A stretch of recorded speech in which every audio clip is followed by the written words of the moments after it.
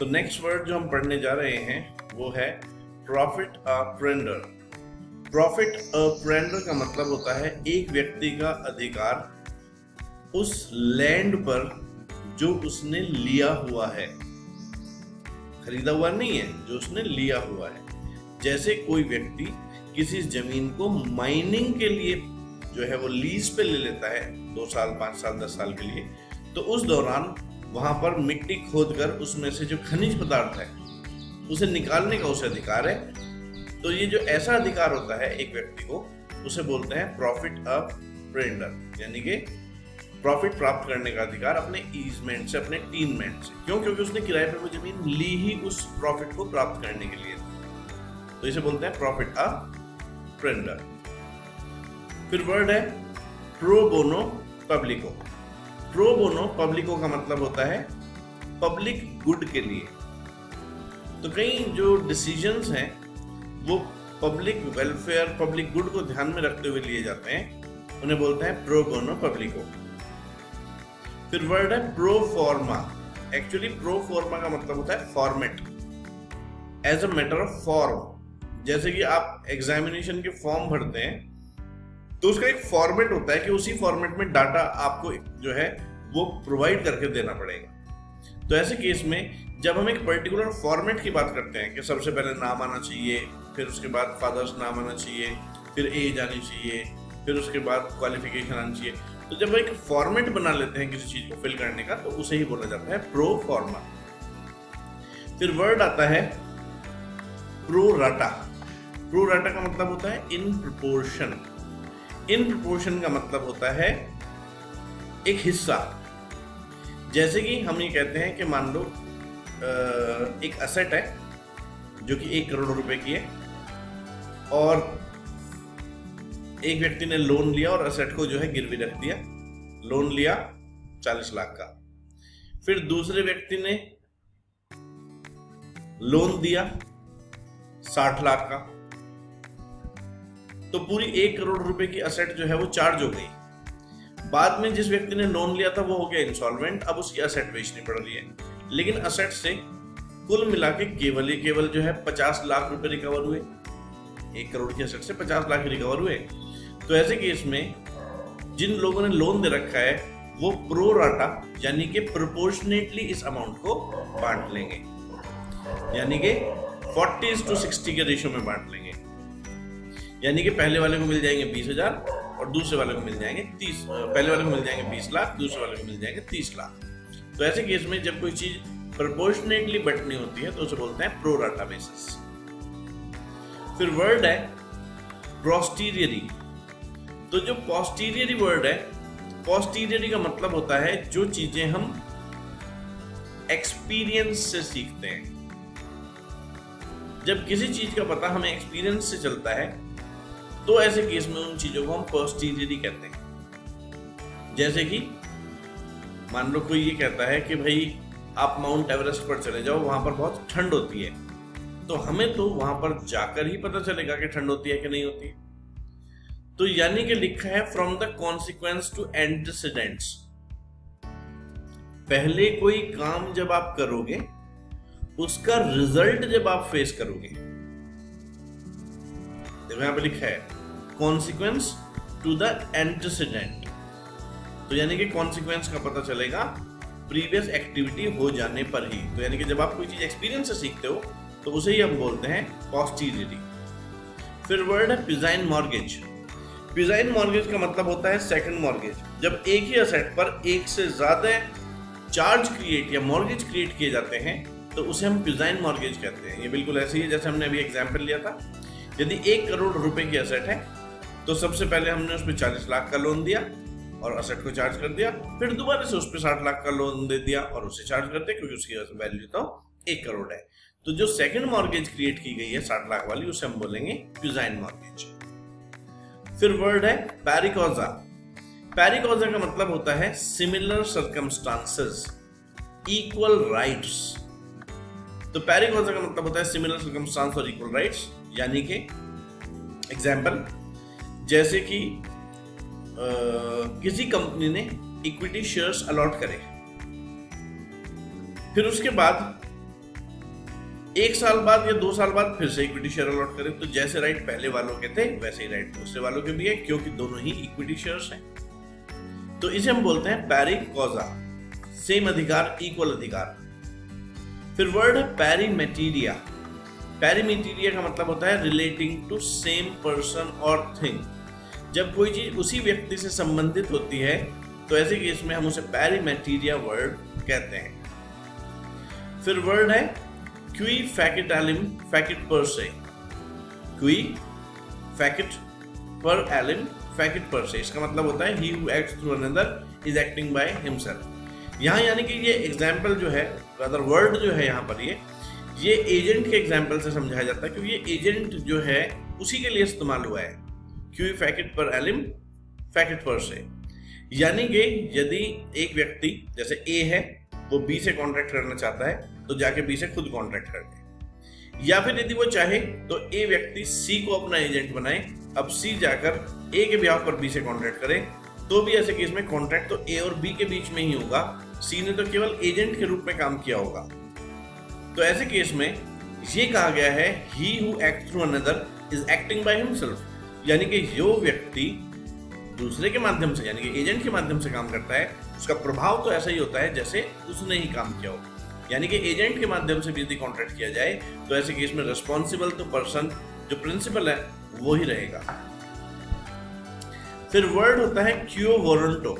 क्यो वारंटो भी एक तरह की रिट है, हमने पहली वीडियोस में देखा। रिट का मतलब होता है एक व्यक्ति का अधिकार जिसमें वो directly high court supreme court के पास जा सकता है यदि उसे लगता है कि उसके किसी फंडामेंटल अधिकारों का नुकसान हो रहा है। तो ऐसे केस में जो वर्ड है क्यू वारंटो वो भी एक रिट है जिसमें हम हाई कोर्ट के पास जा सकते हैं और हाई कोर्ट फिर पूछता है किसी पब्लिक अथॉरिटी से कि जो उसने पोजीशन या पोस्ट होल्ड कर रखी है वो उसने कैसे होल्ड कर रखी है, किसने उसे वो अधिकार दिया या कैसे किस कारण से उसके पास वो पोस्ट आई। तो जब रिट होती है जिसमें कॉल अपॉन करते हैं शो करने के लिए कि किस अथॉरिटी के तहत किसी व्यक्ति ने सरकारी पोस्ट या सरकारी जो डेप्यूटेशन है वो हासिल किया हुआ है, तो ऐसे केस में उसकी जो ड्यूटी बन जाती है फिर शो करने की, हमारा जो राइट था पूछने का, ऐसे केस में उसे कहते हैं क्यो वारंटो। फिर वर्ड है क्यूया टाइमेट। वर्ड जो क्यूया टाइमेट है उसका मतलब होता है protective justice for fear. Protective justice for fear, डर के कारण। It is an action brought to prevent wrong that is apprehended. जब हम पहले से पहले कोई एक्शन ले लेते हैं इस डर से कि कहीं सामने वाला कुछ गलत ना कर दे बाद में, तो उसे हम बोलते हैं क्यूया टाइमेट। जैसे कि यदि हमें इस बात का खतरा है कि जिसके पोजीशन में डिस्प्यूट वाली बिल्डिंग है वो उस डिस्प्यूट वाली बिल्डिंग को तोड़ ना दे, तो ऐसे केस में हम कोर्ट के पास जाकर पहले ही इंजंक्शन ब्रॉट अप कर लेते हैं, पहले ही स्टे ऑर्डर ले आते हैं और उसे पकड़ा देते हैं जिसमें साफ लिखा होता है कि जब तक फैसला नहीं आ जाता तब तक आप इस बिल्डिंग को कोई हानि नहीं कर सकते, इसमें कुछ नई कंस्ट्रक्शन नहीं कर सकते। तो हमने जो एक्शन पहले ही ले लिया जब हमें डर था कि कहीं कुछ गलत ना कर दे सामने वाली पार्टी, तो इसी चीज को बोला जाता है क्यूया टाइमेट। फिर बहुत साधारण वर्ड है क्विड प्रो क्यो। क्विड प्रो क्यो का मतलब होता है समथिंग इन रिटर्न या समथिंग फॉर समथिंग, बदले में कुछ मिल जाना। क्विड प्रो क्यो ये बिल्कुल ऐसे ही है जैसे हम सब्जी खरीदने जाते हैं तो ऐसे केस में हमें कंसिडरेशन के रूप में मिलती है सब्जी और सामने वाले को कंसिडरेशन के रूप में मिलता है पैसा। तो ऐसे केस में इसी चीज को बोलते हैं क्विड प्रो क्यो, बदले में कुछ मिलना। जिन लोगों ने कॉन्ट्रैक्ट एक्ट पढ़ रखा है उन लोगों को पता है कि कंसिडरेशन कॉन्ट्रैक्ट करने के एसेंशियल एलिमेंट में इंक्लूड किया जाता है और उसके लिए वहां साफ लिखा है क्विड प्रो क्यो। फिर वर्ड है रेशियो डिसिडेंडी। रेशियो डिसिडेंडी का मतलब होता है पर्सन और reason underlying a decision. Ratio decidendi का मतलब होता है कि जो निर्णय लिया गया है उसका कारण क्या रहा है।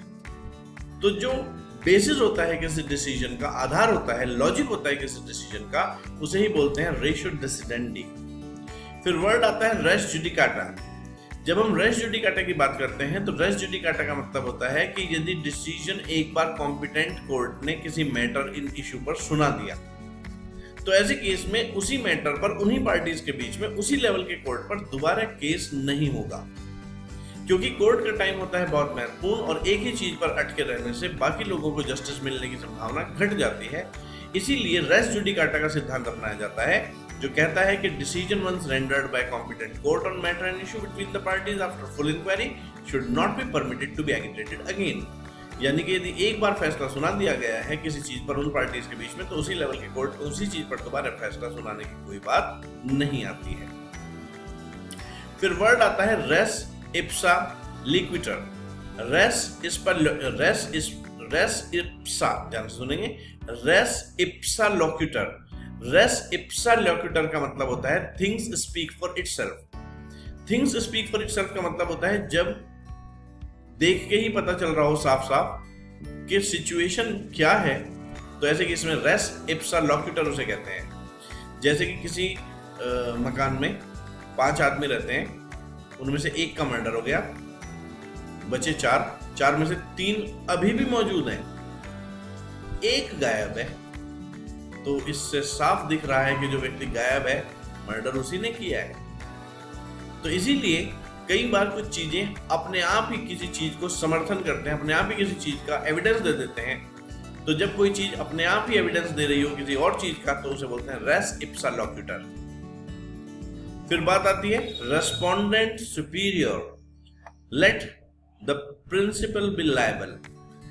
रेस्पोंडेंट सुपीरियर की यदि हम बात करें तो ये भी टॉर्ट का एक एग्जाम्पल ही एक्चुअली, जैसे विकैरियस लायबिलिटी होती है टॉर्ट में।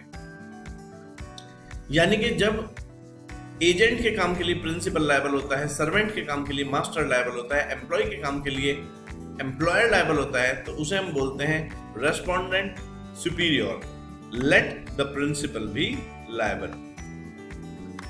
फिर वर्ड है रेस सबजुडाइस। रेस सबजुडाइस का मतलब होता है मैटर अंडर कंसिडरेशन। यानी कि जिस चीज को लेकर झगड़ा चल रहा है, जिस चीज को लेकर कोर्ट में केस चल रहा है, जिस चीज को लेकर डिसीजन सुनाया जा रहा है, उसे हम बोलते हैं res sub judice. Subject matter basically. फिर वर्ड आता है रेस जेस्टेट। रेस जेस्टे का मतलब होता है fact relevant to case and admissible in evidence.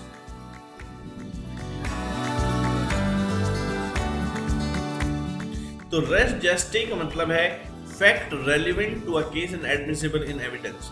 यानी कि हर वो चीज जो केस से संबंधित है और उसे वहां पर सबूत के रूप में इस्तेमाल किया जाता है, उसे बोलते हैं रेस जेस्टे। फिर वर्ड आया रूल निसी। रूल निसी का मतलब होता है a rule which will become imperative and final unless cause to be shown against it.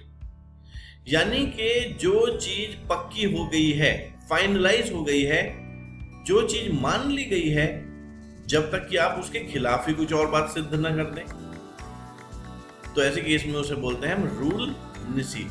यानी कि एक तरह का फाइनल डिसीजन जो जरूरी है, जो पक्का हो चुका है, लेकिन वो कह रहे हैं कि इसके अगेंस्ट यदि आप कुछ शो कर देते हो तो ऐसे केस में हम इसे नकार भी सकते हैं, लेकिन जब तक आप इसके खिलाफ कोई शो नहीं कर देते एविडेंस, तब तक ऐसे केस में इसे ही नियम, इसे ही फैक्ट मान लिया जाएगा। फिर वर्ड आता है साइरेफेशियस। फिर वर्ड आता है साइरेफेशियस। इसकी जो प्रोनाउंसिएशन है वो थोड़ी अलग सी है, जो इसमें लिखा है उसे देखने के मुकाबले, तो ध्यान से देखना। साइरेफेशियस, तो साइरेफेशियस का मतलब होता है योर कॉज टू नो। आप अपना कारण बताएं। जैसे कि मान लो एक केस चल रहा है और डिफेंडेंट ने कोई रिकॉर्ड शो किया आपके अगेंस्ट, उस रिकॉर्ड में कुछ बातें लिखी थी जो कि आपके अगेंस्ट थी और एविडेंस के रूप में इस्तेमाल होने जा रही थी। तो साइरेफेशियस का मतलब ये होता है कि आप ये बताएं कि इस रिकॉर्ड का यहां पर क्यों इस्तेमाल न किया जाए, क्या कारण है कि आप ये चाहते हो कि इस रिकॉर्ड को एविडेंस के रूप में इस्तेमाल ना करें। इसको बोलते हैं हम साइरेफेशियस। फिर वर्ड होता है स्टेटस को। स्टेटस क्यो का मतलब होता है existing state of a thing at a given date. Particular दिन पर उस चीज की क्या परिस्थितियां थी, उसका क्या कंडीशन थी, इसी चीज को बोलते हैं स्टेटस क्यो। तो स्टेटस क्यो मतलब होता है existing state of a thing at a given date.